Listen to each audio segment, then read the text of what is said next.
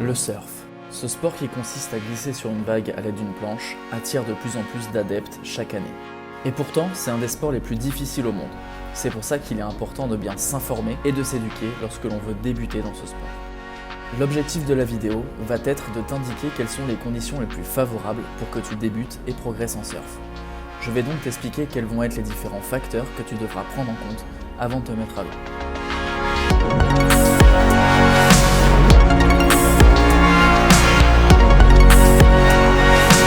Bonjour à tous, je m'appelle Paul, je suis créateur de contenu surfeur et sauveteur en mer et à travers Vals, je t'aide à progresser plus rapidement et de manière plus responsable.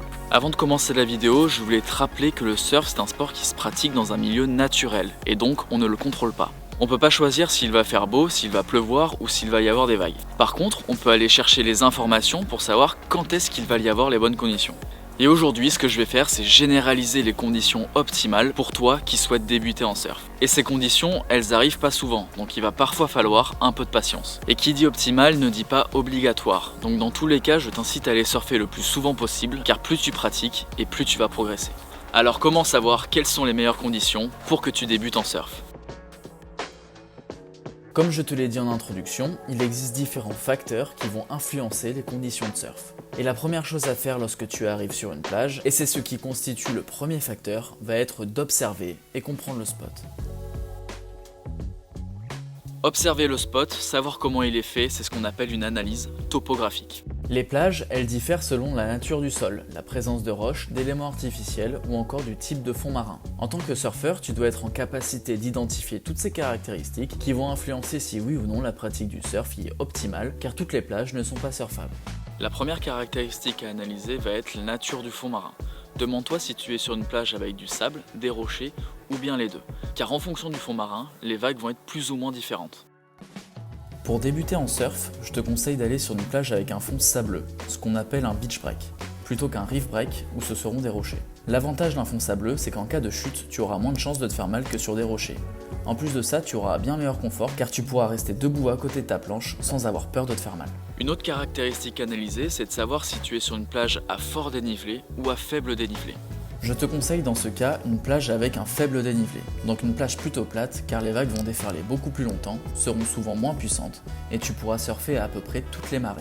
Dans le cas contraire, une plage avec un fort dénivelé est souvent indicatif de la présence d'un shore break à marée haute, c'est-à-dire une vague qui casse au bord et qui ne sera pas du tout adaptée à la pratique du surf. Regarde aussi si les bancs de sable ils sont plus ou moins définis, comme sur l'image que je te montre. Lorsqu'ils sont bien définis, on observe régulièrement la présence de courants de baleines. D'ailleurs, tu peux aussi aller voir la vidéo de Jamy qui a été réalisée avec les sauveteurs en mer de la SNSM sur la plage de Montalivet, où il explique très bien comment fonctionnent les courants de baleines. Donc si tu es sur ce genre de plage, les risques peuvent être plus importants. Prends donc le temps de bien les identifier avant de te mettre à l'eau pour ne pas galérer dans le courant. Et tu verras qu'avec plus d'expérience en surf, tu pourras utiliser ces courants de baleines pour te rendre plus facilement au large, c'est-à-dire passer la barre. Et lorsque tu arrives sur une nouvelle plage, si tu as des doutes, n'hésite pas à aller voir les surfeurs locaux qui connaissent souvent très bien les lieux. Et si c'est l'été, n'hésite pas à aller voir les sauveteurs en mer qui se trouvent sur la plage, ils connaissent souvent très bien la plage également. Maintenant que tu sais qu'il est préférable de surfer sur un beach break avec un faible dénivelé, tu peux t'intéresser plus en détail aux vagues.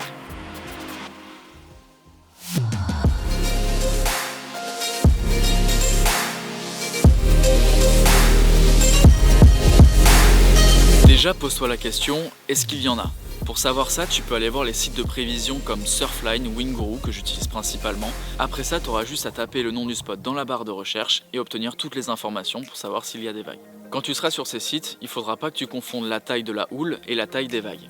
La houle, elle est créée en haute mer par le vent qui va souffler sur une grande surface. À cet endroit, si le vent souffle fort, c'est qu'il y a une dépression. Cette zone de dépression, qui est aussi appelée zone de fetch, est la zone de création de la houle.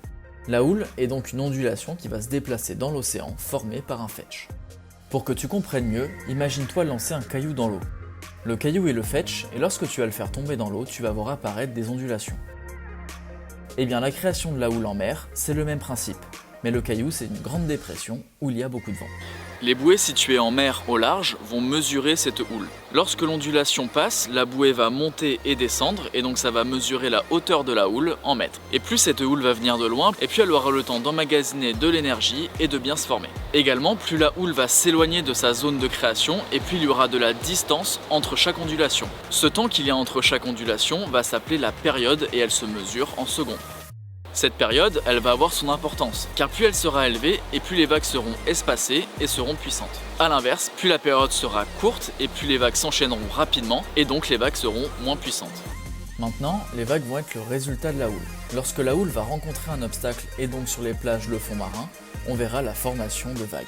Ces vagues seront différentes en fonction de la topographie du fond de la plage, comme je te l'ai dit en première partie de cette vidéo. La taille des vagues va donc varier en fonction de la taille de la houle, mais également en fonction de sa direction et de l'orientation du spot. Ces orientations vont avoir un impact très important sur la formation des vagues. Pour avoir une bonne orientation de houle, il faut que celle-ci, lorsqu'elle arrive, il faut qu'elle soit orientée dans la même direction que le spot. Par exemple, un spot qui est orienté ouest aura une meilleure orientation de houle si celle-ci vient également de ouest. Il faut aussi que tu vérifies sur ce spot qu'il n'y ait pas d'obstacle qui va venir freiner ou stopper la houle. Par exemple, ça peut être un plateau rocheux qui se situe au large. Voici donc ce que je te conseille par rapport aux vagues. Encore en rapport avec la topographie, je te conseille une vague qui est assez molle, pas trop rapide et pas trop creuse. Également des vagues qui déroulent sur une bonne distance pour que tu aies le temps de bien te lever et de glisser. La taille des vagues ne devra pas être trop haute ni trop basse. Des vagues entre 50 cm et 1 mètre seront plus adaptées pour pas que ce soit trop technique, que tu n'aies pas peur de t'engager, mais malgré tout qu'il y ait assez de puissance. La houle devra être bien orientée en fonction de ton spot, et pour finir, une période entre 9 et 14 secondes devrait te donner de belles conditions adaptées pour que tu débutes le surf. L'avant-dernier critère à prendre en compte, ça va être le vent, et notamment sa direction et sa force.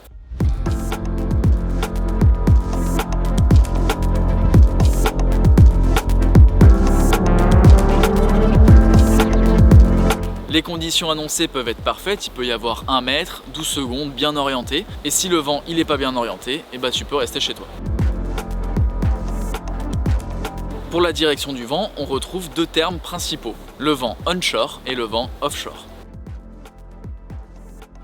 Un vent qui souffle onshore va venir de la mer vers la terre, et donc ça va pousser les vagues vers le rivage. Ce vent, en étant plus ou moins fort, aura l'effet de dégrader le plan d'eau et ce qui va rendre les vagues beaucoup moins surfables. C'est pour ça qu'à tes débuts, si tu vas surfer tout seul, il est mieux qu'il n'y en ait pas trop, car les vagues vont être difficiles à prendre et ça va ralentir ta progression en surf. Par contre, ces conditions, elles peuvent être très formatrices, car ça va entraîner ton sens marin, c'est-à-dire ta capacité à lire les vagues et donc à bien te placer pour les prendre. Maintenant, un vent offshore sera beaucoup plus adapté car il va souffler de la terre vers la mer. Il aura pour effet de créer un plan d'eau beaucoup plus lisse et donc des vagues beaucoup plus faciles à prendre. L'environnement il sera beaucoup plus calme et il sera donc beaucoup plus propice à ton apprentissage en surf.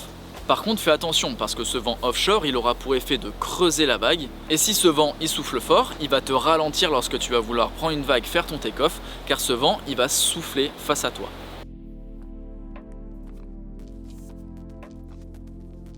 Le dernier facteur à prendre en compte après avoir vu la topographie, les vagues et le vent, eh bien ça va être la marée.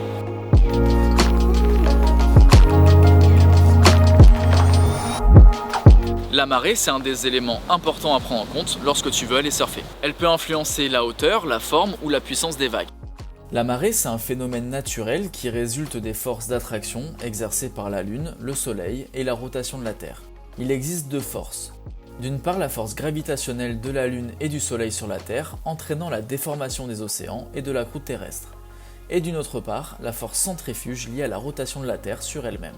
Ensemble, ces forces ont pour effet de créer une onde de marée qui s'observe par l'oscillation journalière du niveau de la mer. Grossièrement, lorsque la Lune va se rapprocher de la Terre, la marée va monter et lorsqu'elle va s'éloigner, eh bien elle va descendre. Le Soleil, lui, il va venir amplifier ce phénomène. Plus la Terre, le Soleil et la Lune seront alignés, et plus les coefficients de marée seront importants. Et lorsqu'ils formeront un angle droit, les coefficients seront beaucoup plus faibles. Mais alors, quelle influence la marée va réellement avoir sur les vagues ? Contrairement aux idées reçues, les marées n'ont pas une influence directe sur la taille des vagues. C'est plutôt la variation du niveau de l'eau qui aura un impact sur les vagues. Si on prend l'exemple d'un beach break, en fonction de la topographie, à marée basse, les vagues peuvent casser derrière le banc de sable, car sur celui-ci, il n'y aura pas assez d'eau. Lorsque la marée va monter, le banc de sable va se recouvrir d'eau, et au fur et à mesure, le déferlement des vagues y sera plus propice, jusqu'à ce que la hauteur d'eau soit trop importante et que la vague ne casse plus, ou presque plus. Sur de nombreux beach breaks, on y surfe souvent à partir de la mi-marée montante, car les vagues y sont souvent mieux. Par contre, c'est pas du tout vrai dans tous les cas. Il faudra faire en fonction de la topographie du spot sur lequel tu es. Ce sera donc à toi d'aller te renseigner, observer le spot et comprendre lorsque la marée sera la meilleure sur le spot que tu es.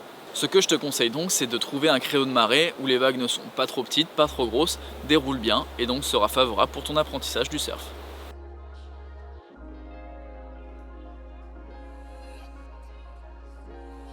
Voilà, j'espère que cette vidéo t'aura plu et que tu t'en serviras pour tes prochaines sessions. Tu te rends compte maintenant qu'il y a beaucoup de notions, de choses à apprendre, à connaître et qui gravitent autour de cette pratique du surf. Alors surtout, n'hésite pas à approfondir toutes ces connaissances, toutes ces notions et n'hésite pas à me poser des questions en commentaire, je serai ravi d'y répondre. Et n'hésite pas à me dire en commentaire ce que tu as pensé de cette vidéo. Sur ce, on se retrouve très vite pour une prochaine vidéo.